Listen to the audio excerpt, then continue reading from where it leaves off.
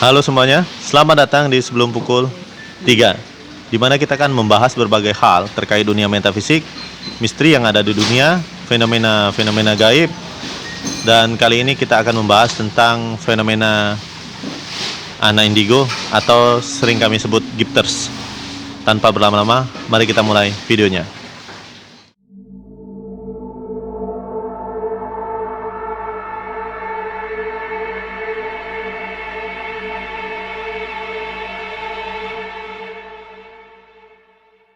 Oke, di sebelah saya ini udah ada ya teman kita dari grup Sebelum Pukul 3, yaitu Bro Hapib. Selamat malam Bro Hapib. Selamat malam. Gimana kabarnya nih? Alhamdulillah. Alhamdulillah baik ya. Keseharian sekarang ini gimana Bang? Untuk sekarang ya kita masih nganggur sih. Masih nganggur ya? Oke, masih nganggur nih. Karena lagi bulan puasa ya. Ya. Jadi untuk sementara ini kerjaan juga masih Di off sementara. off sementara. Nah, kali ini kan kita akan membahas tentang anak indigo.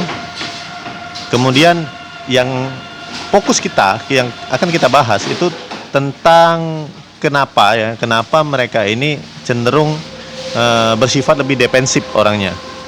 Dan kita tahu kan banyak sekali beredar di YouTube itu anak-anak indigo yang sifatnya itu sepertinya bilangnya tuh suka konflik ya? Ya, suka konflik. Iya, jadi membangun sebuah manajemen konflik, mereka saling menyalahkan satu sama lain ya. Saya tidak menyebutkan siapa. Ini apa yang saya kumpulkan selama bertahun-tahun sebetulnya. Tapi baru saya mulai mengungkapkannya itu sekarang sih. Jadi ini seperti ini, saya mencatat sedikit ya. Ada beberapa hal. Pertama, di luaran sana masih banyak sekali para gifters aktif atau indigo yang sulit berbaur, bahkan dengan lingkungan ideologi yang sama dengan mereka sendiri, bahkan sesama anak indigo. Sulit berbaur. Yang kedua, masing-masing masih dipengaruhi latar belakang pengalaman diri mereka pribadi. Hal ini menyebabkan sering adanya miskomunikasi antar pribadi maupun kelompok. Nah, karena sifat itu, mereka cenderung bersifat sangat defensif terhadap konsep baru. Jadi terhadap orang lain itu sangat defensif. Jika memang mereka berbeda konsep, mereka akan serta-merta lah. Kalau orang bilang itu, apa bilangnya tuh? Menolak ya? Menolak untuk mencakap bahwasannya saya ini lebih bisa daripada dia kayak gitu. Nah, itu seperti itu. Kemudian yang ketiga, ini faktor-faktor yang menurut saya itu mempengaruhi sifat defensif bahkan ofensif dari para gifters aktif tadi atau indigo tadi. Pertama itu konsep diri ya. Yang kedua aktualisasi diri. Ketiga, latar belakang kehidupan. Keempat, tumbuh kembang psikologi. Nah, sifat defensif gifters terhadap konsep baru selaras dengan penelitian yang menyatakan bahwa anak indigo atau gifters aktif merupakan individu yang memandang nilai dalam suatu masyarakat dalam sudut pandang yang berbeda. Artinya mereka itu berada di luar kotak. Nah, seperti itu. Karena hal ini, mereka cenderung disebut tidak tahu aturan atau memiliki dunianya sendiri. Itu sudah saya jelaskan pertama kali saat memulai video kita itu tentang anak indigo itu ADHD atau kerasukan. Itu. Nanti saya selipin di atas pokoknya. Oke, Bro Hapib ya. Kita akan membahas pertama ini. Apakah ini menurut pandangan Bro Hapib ya? Kan saya tadi bilang bahwa di luar sana itu masih banyak sekali gifters aktif atau indigo ini yang bahkan dengan kelompok mereka sendiri itu nggak nyatu gitu. Nah, menurut Bro Hapib sendiri, ini kalau dari kita ini karena latar belakang ya, karena latar belakang. Nah, tapi kalau menurut Bro Hapib itu gimana? Untuk melatar belakangi untuk manajemen konflik itu tersendiri biasanya banyak di luaran sana untuk mereka saya ini udah tinggi nih istilahnya, udah di atas ibarat katanya udah 100% untuk kebangkitan gifter itu misalkan. Nah, terkadang yang misalkan orang lain yang udah seperti mau lanjut, ini anak ini masih gimana gitu, masih meranjak lah, padahal belum mumpuni itunya ilmunya, ibarat kata untuk istilah indigonya sendiri. Oh, jadi mereka itu jadi saling menilai satu sama lain ya. Jadi menilainya kemampuan ya jatuhnya itu. Oh. Gimana mereka itu kemampuan diri masing-masing. Gimana? Menelaah bagaimana sih sikap mereka dan juga bagaimana kemampuan mereka masing-masing individu itu. Oh ya. Jadi termasuk sebetulnya itu benar nggak kalau misalkan mereka ini sebetulnya dipengaruhi sama latar belakang kehidupan? Ya, benar. Ya. Jadi saya bisa mencontohkan seperti ini. Kalau misalkan ini kita tidak mencontohkan orang per orang ya. Jadi kita sebutnya ABC aja lah seperti biasa. Jadi misalkan si A ini, dia ini seorang anak indigo dari lahir, sering diejek, sering dibully, terus juga tidak diterima masyarakat, bahkan oleh keluarga sendiri ya. Nah, kemudian ini yang melatar di belakang ini. Kemudian saat dia mendapatkan ibaratnya itu tempat di mata masyarakat, atau dia mendapatkan suatu reward atau penghargaan atau prestise di mata masyarakat, akhirnya dia mengalami yang namanya itu seperti balas dendam lah, bro. Kayak balas dendam nih. Nih aku udah bisa nih. Dia itu sebetulnya pengen ibaratnya itu pengen mengaktualisasi diri kepada orang yang selama ini membulinya. Tapi ya, terkadang mereka itu juga suka kebablasan juga. Nah, itu kenapa saya bilang seperti itu. Nah, itu tidak jauh sih. Saya mencontohkan diri saya sendiri. Jadi, saya itu dulu, ya itu yang saya sering ceritakan, bro. Jadi, merasa bahwa kita ini superior. Ya. Lebih dominan. Kemudian lebih lebih benar gitu. Ya. Jadi seperti maha benar gitu kan. Nah, akhirnya yang timbul, kita kesusahan sendiri ketika ada konsep baru yang masuk, atau mungkin konsep baru yang membenahi kita itu sesuai fakta, tapi kita tidak bisa menerimanya karena rasa malu. Nah, itu seperti itu biasanya terjadi ya. Termasuk ada juga ini miskomunikasi antar pribadi nih. Karena saya juga pengalaman ya, bro. Waktu kemarin saya tempat di Jakarta itu ketemu anak-anak indigo juga, banyak miskomunikasi. Jadi konsep mereka itu nggak bisa kita masuki, pelan-pelan banget harus masuk gitu. Tapi karena waktu yang terbatas, saya itu nggak bisa masuk. Nah, menurut Bro Habib nih ya, sifat ini cenderung sangat defensif terhadap konsep baru ini. Menurut Bro Habib itu gimana nih? Misalkan defensif terhadap istilahnya ideologi baru tadi. Iya, Ideologi baru. Misalkan konsep saya ini seperti ini. Konsep saya maunya pengennya di atas kayak gitu ya. Istilahnya udah mumpuni lah ideologi kita, istilahnya udah dengan ilmu-ilmu kita kayak misalkan pengalaman tadi termasuk, dan juga kalau pakai ilmu baru misalkan Bro Cecep mengajarkan seperti ini, mengajarkan bahwa tidak boleh namanya tuh melakukan hal yang misalkan merugikan bagi diri kita sendiri. Contoh pertama, konsep mereka itu sama konsep kita tidak masuk, karena ibarat katanya konsep dia seperti ini, konsep kita seperti ini, dan untuk memasuki ini tadi susah karena berbenturan ideologi tadi. Terima kasih Bro Habib. Kemudian seperti ini, ada kan tadi saya sebutnya faktor-faktor yang mempengaruhi sifat defensifnya para gifters tadi. Pertama itu konsep diri. Nah, kita tahu semua ya bahwa manusia itu terbentuk konsep dirinya itu pertama dari lingkungan keluarga, pertama banget. Nah, kedua itu dari lingkungan pertemanan atau tempat tinggal. Itu yang kedua, dan ketiga itu lingkungan masyarakat. Jadi konsep diri ini dibangun itu secara bilangnya itu secara sistematis ya, tidak langsung melonjak gitu, nggak sampai misalkan dia ini seorang gifters ya. Bahkan banyak seperti ini, Bro. Tiba-tiba dia menjadi dewasa. menjadi anak ini padahal masih kecil tapi pemikirannya udah dewasa. Bener seperti itu. Tapi lambat laun dia itu akan kebingungan sama konsepnya itu, konsep dirinya itu. Jadi terciptalah konsep diri negatif. Contohnya itu konsep diri yang destruktif. Jadi merasa dunia ini tidak adil, merasa dunia ini tidak ibaratnya itu tidak memihak sama dia, atau mungkin bahkan merasa dunia ini tidak ada apa-apanya. Yang orang bilang itu sombong gitu. Bodoh amat, peduli amat, terserah gue mau apa gitu kan. Siapa yang dirugikan? Kita sendiri. Dan benar kata Bro Hafid tadi, orang lain juga. Nah, itu seperti itu. Nah, yang kedua, perlu adanya aktualisasi diri. Nah, karena faktor yang mempengaruhi yang kedua ini aktualisasi diri. Nah, menurut Bro Hafid nih, aktualisasi diri itu kan seperti ini, Bro. Sarana dan prasarana kita untuk bilangnya itu Wadah. iya, wadah untuk mengekspresikan diri. Ya. Jadi mengekspresikan diri tapi dengan cara yang sopan santun itu kan. Berbeda-beda.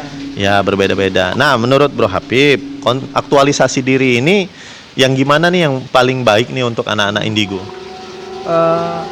Untuk anak indigo biasanya untuk mengaktualisasikan bagaimana ekspresi kita terhadap sesama indigo atau gifter, dan juga itu saling berkomunikasi antar sesama, misalkan sesama gifter atau indigo tadi. Karena kalau tidak tidak terjalin komunikasi dengan baik tadi, jatuhnya tidak sinkron dengan apa yang dibilang Bro Cecep tadi, tidak sinkron dengan apa yang istilahnya yang seperti Bro Cecep bilang, yang dia bertemu dengan seorang gifter yang di Jakarta ya. Di Jakarta istilahnya untuk menyatukan satu visi itu, karena berbeda ideologi tadi. Bagaimana kita untuk mensikap ideologi tadi untuk menjalin hubungan lebih baik lagi, dan bagaimana untuk menjaga kondusif itu biar menjadi kondusif kayak gitu. Jadi intinya itu perlunya ada kerja keras ya, kerja keras dari kita ya, dari kita yang yang ingin membantu mereka ya, yang seperti itu. Oke, jadi kita itu perlu adanya kerja ekstra lah kalau orang bilang ya. Jadi kita harus kerja ekstra ya, yang bisa mengumpulkan mereka. Karena dari pengalaman juga itu, karena seperti ini memang banyak sekali di luaran sana itu anak-anak indigo itu yang notabene akhirnya mereka seperti orang yang melenceng. Jadi melenceng konsepnya itu melenceng dari konsep kehidupan itu kan. Kemudian mereka juga banyak menentang adat budaya. Ada juga bahkan yang sampai bilangnya itu perlu banget dibimbing, perlu banget ada bimbingan. Tapi ya kita memerlukan yang seperti Bro Hafid bilang ya, memerlukan orang-orang yang memang bimbingannya itu tidak serta-merta tentang agama, tapi juga pendidikan secara psikologi dan mental.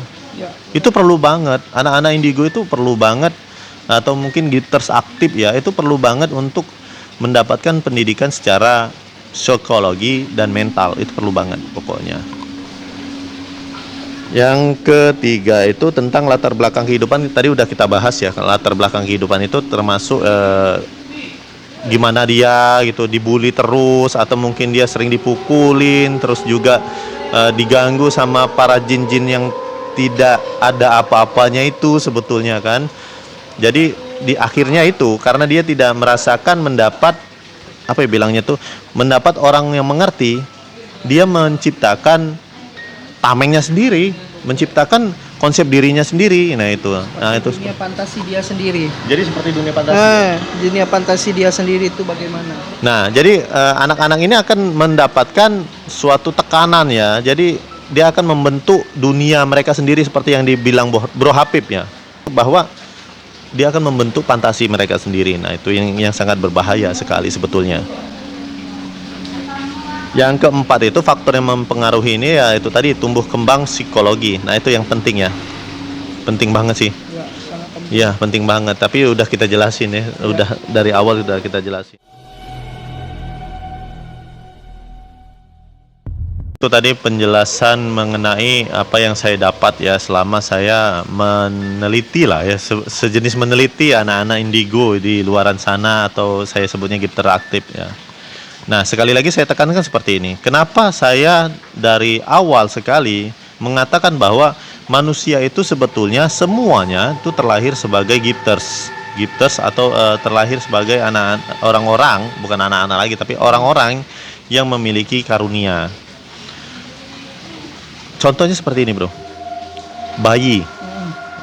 Ya. Anak bayi mau di belahan bumi manapun, mau ada di manapun, mereka itu sangat sensitif dengan hawa keberadaan molekul-molekul, atau mungkin disebut dengan, saya sebut ya, gelombang kuantum. Gelombang metafisik di sekitar mereka. Jadi sering nangis, tiba-tiba nangis. Kemudian mereka itu apalagi yang masih di bawah 5 tahun atau balita, itu tiba-tiba tatapan tajam, nangis gitu kan. Ketika dewasa udah normal-normal aja gitu. Nah, itu salah satu hal atau mungkin contohnya aja seperti itu, bahwa membuktikan kita ini gak ada yang spesial. Indigo itu bukannya spesial. Saya seorang yang terlahir dengan kemampuan seperti itu. Tapi saya tidak merasa spesial. Dulu iya merasa spesial. Bahkan menganggap bahwa itu kutukan. Sampai di ruqyah itu 3 kali saya ruqyah untuk menghilangkan kutukan ini ya. Karena banyak yang bilang ya, ini pokoknya bawaan jin gitu kan, seperti itu. Dirasuki oleh jin. Iya, dirasuki oleh jin, mata saya itu seperti itu gitu kan. Padahal nggak ada yang spesial gitu kan. Nah, terkait dengan kebangkitan atau mungkin gifters aktif, spiritual yang aktif gitu kan, yang terbangun, itu sebetulnya tidak hanya serta-merta melihat hantu, Ya. ruh, atau mungkin aura, jin, itu nggak serta-merta melihat hal-hal yang sifatnya horor. Jadi lebih berguna untuk kepentingan yang lebih, apa ya bilangnya itu, untuk membangun masa depan yang lebih baik gitu. Jadi kita ini orang-orang yang aktif atau mungkin yang terbangun itu menjadi pelopor untuk pembaharuan kehidupan. Contohnya bisa menjadi ilmuwan, kemudian bisa menulis buku, menginspirasi banyak orang gitu kan dengan pengalaman mereka. Nah, itu sebetulnya fungsinya itu seperti itu, bukan untuk menjadi paranormal gitu kan, bukan menjadi dukun atau mungkin menjadi orang-orang yang di sini ada hantu gitu kan, di sini ada, nah ini tempat ini ada penglaris, atau tempat ini ada gangguan ya. Enggak seperti itu. Anak indigo itu menurut saya nih ya, tidak seperti itu. Nah, coba kita dengar pendapat Bro Habib. Bener nggak sebetulnya manusia itu terlahir semuanya sebagai gifters? Bahkan sampai ada yang ngomong, kenapa nih anak indigo itu penglihatannya berbeda-beda satu sama lain. Nah, jadi kan mereka itu ya, fenomena indigo ini seperti efek Forer, bisa dialami semua orang, ya itu tadi, karena mereka semua orang itu terlahir sebagai gifters. Nah, itu. Oke. Kita tanya Bro Habib. Pada dasarnya kita ini terlahir pada gifter aktif ya. Gifter aktif itu Indigo lah. Indigo lah istilahnya tuh. Bagaimana yang kata orang itu ya, memang katanya kalau dari umur di bawah 5 tahun bisa melihat, atau tiba-tiba nangis sendiri, tiba-tiba kata orang sini nih bilangnya sawan ya. Sawan, istilahnya ketempelan lah, istilahnya. Ketempelan sama jin, istilahnya kayak mana. Kalau masih kecil itu ya memang kalau matanya itu wah kayak mata elang lah istilahnya. Iya, mata elang. Tajam bener ya, Tajam bener. untuk melihat apa kayak gitu. Nah, ketika dewasa atau Islam meranjak remaja, itu kebanyakan tidak aktif dulu. Nah, tidak aktifnya itu karena apa, Bro, menurut Bro? Tidak aktif karena untuk masa istilahnya itu masa balik tadi ya. Masa balik tadi kebanyakan masa balik tadi takutnya anak ini tidak kuat untuk Islam mengemban Islam, melihat hal-hal jin atau gimana, makanya tertutupnya secara tersendiri dulu. Oh, jadi tiba-tiba tertutup sendiri gitu kan? Ya, tertutup sendiri. Ketika dewasa atau meranjak dewasa, itu ketika ada yang bisa melihat atau bisa merasakan bahwa keberadaan itu ada kayak gitu. Misalkan melihat jin itu ada yang bisa melihat, ada yang bisa merasakan. Misalkan orang bisa melihat, itu bagaimana melihatnya? Oh, bentuk kayak di Indonesia melihat kayak hantu pocong atau segala kuntilanak. Ya, sudah biasa, ya? Sudah biasa. Sudah Tetapi kalau di luar negeri tidak mungkin melihat istilahnya kuntilanak bentuk seperti itu. Bagaimana melihat itu dengan visualisasi kita sendiri, yang apa yang ada di Indonesia kayak gitu. Jadi mereka itu cenderung ini ya. Jadi kenapa sampai ini tadi pertanyaan ya. Jadi pertanyaan dari kenapa anak indigo itu melihat sesuatu itu berbeda-beda. Ya, berbeda-beda. Karena dipengaruhi sama ini juga ya, otak ya. Ya, dari otak. Oh, dari mindset mindset diri sendiri kayak gitu. Iya. Setelah dewasa ya apa kata orang tadi, melihat jin, tetapi tidak semua orang bisa melihat jin, melihat setan kayak gitu. Tapi dalam literatur agama Muslim itu tidak ada yang tidak ada. Iya. Kalau literatur agama Muslim itu menganggap itu adalah apa ya, kemasukan jin tuh di mata. Iya. Jadi seperti itu. Jadi itu sebabnya agak kurang cocok kalau misalkan melakukan pendekatan untuk meneliti anak-anak indigo itu dari segi agama, itu agak kurang cocok ya. Jadi kita itu melakukan pendekatan itu lebih kepada psikologi dan mental, bahkan kita melihat latar belakang mereka. Nah, kemudian tadi seperti ini bro, indigo sejak lahir ya. Nah, kemudian tertidur. Ada lagi orang-orang yang merasa mereka menjadi indigo atau mungkin giftersnya aktif itu saat mereka dewasa, dan saat itu kebanyakan mereka ini mengalami tekanan. Contohnya itu ya perundungan, kesendirian, stres, depresi. Kemudian ada juga yang katanya sering kena guna-guna, kena santet, sampai sering kerasukan gitu kan. Akhirnya dia aktif indigonya. Nah, hal yang seperti itu sebetulnya ini menurut pendapat saya pribadi itu tidak dipicu oleh mereka, bahkan bukan karena mereka kemampuan itu. Itu sebagai bentuk perlindungan. Karena otak ini selalu berpikir rasional. Ya, otak selalu berpikir rasional, tapi kita ini makhluk energi. Manusia itu makhluk energi. Jadi energi kita itu membangunkan diri. Ibaratnya itu tiba-tiba ini, bro. Misalnya kita mengalami sesuatu yang anomali. Ya. Jadi sesuatu yang tidak bisa di luar akal sehat. Ya, tidak bisa dinalar akal sehat. Jiwa kita ini memerintahkan otak untuk mengeluarkan atau membangkitkan kemampuan giftersnya. Itu seperti itu, bukan dari jin. Mereka itu hanya sebagai pengganggunya saja, yang memicunya saja ya bisa dibilang memicu, tapi tidak dari mereka sebetulnya. Itu dari perlindungan diri kita sendiri. Bahkan ada yang bilang mereka harus berpuasa, tirakat itu. Sebetulnya tidak seperti itu ya. Itu cuma untuk memicu doang.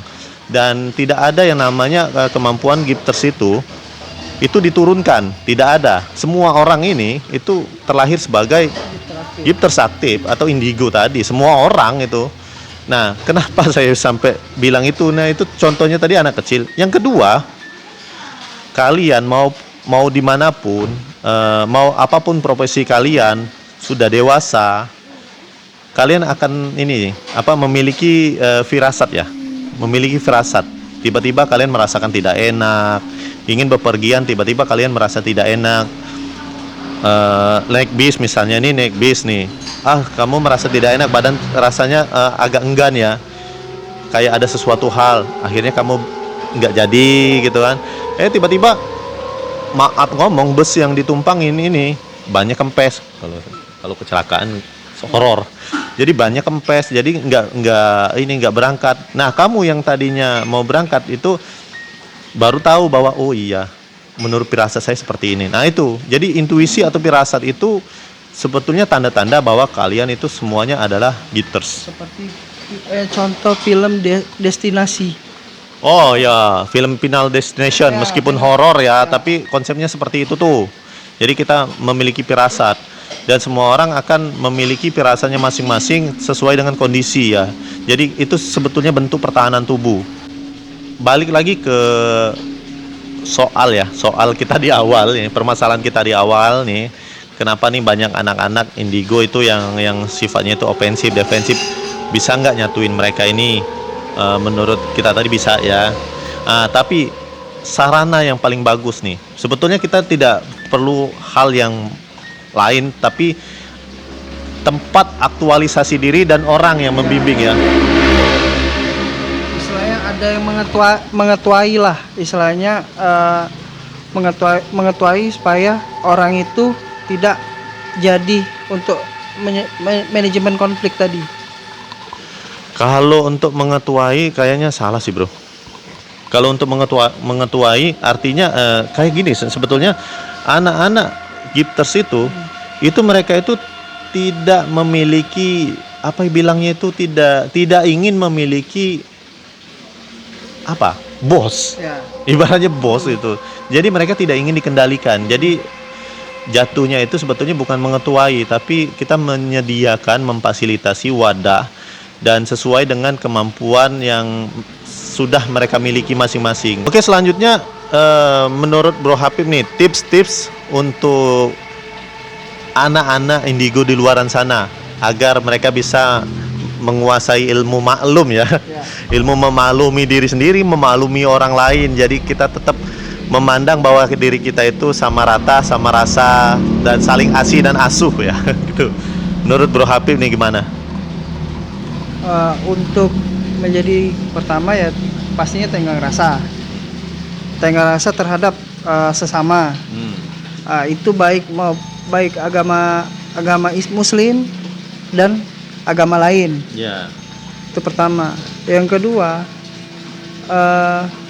kita jangan takut dianggap halu sama orang-orang. Tapi jangan juga kepedean. Bisa jadi. Iya. Jangan takut dianggap halu, tapi jangan juga kepedean, sombong nanti. Ya, jadinya angkuh. Iya, nanti dadanya sini.